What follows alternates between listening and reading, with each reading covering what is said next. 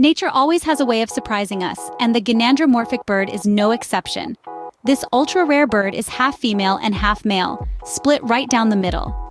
This phenomenon is called gynandromorphism, a result of a pairing error during the formation of sex chromosomes.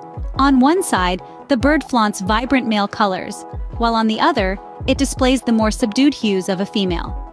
This remarkable occurrence isn't just limited to birds, it can occur in butterflies and other species too. The gynandromorphic bird is a living testament to the wonders of nature and the fascinating complexity of life. It serves as a reminder that there's always something new to learn, something extraordinary to discover. Remember, nature never runs out of surprises. Until next time, keep exploring.